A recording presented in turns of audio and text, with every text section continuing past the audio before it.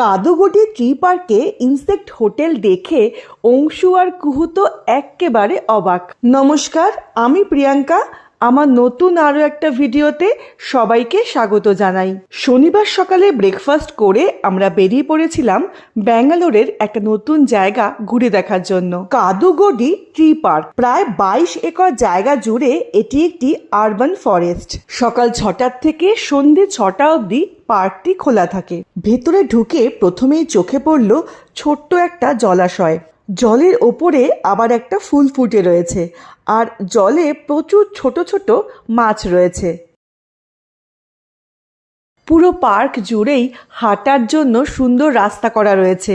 আমরা হাঁটতে হাঁটতে এগিয়ে চললাম পার্কের ভেতর দিকে। ভেতরেও বড় একটা জলাশয়ের মতো ছিল, বসার জন্য সুন্দর সুন্দর জায়গা করা ছিল। তবে আমরা আর কোথাও বসিনি।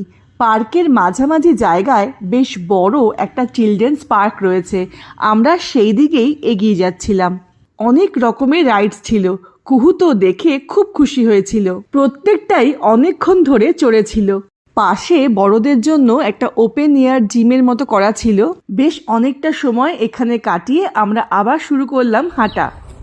আর তখনই চোখে পড়ল ইনসেক্ট হোটেল। কত রকমের পোকামাকড় দেখা যায় তারও একটা লম্বা লিস্ট দেওয়া ছিল। ব্যস্ত শহরের মাঝখানে এত বড় সবুজে মোড়া এরকম সুন্দর একটা পার্ক বাচ্চা বড় সবার জন্যই দারুণ একটা ব্যাপার। খুব ভাল লাগলো এখানে, বাচ্চারাও খুব এনজয় করেছিল। ভিডিওটা কেমন লাগলো কমেন্ট করে জানাবেন। আবার ফিরে আসবো নতুন কোনো গল্প নিয়ে। ভালো থাকবেন, নমস্কার।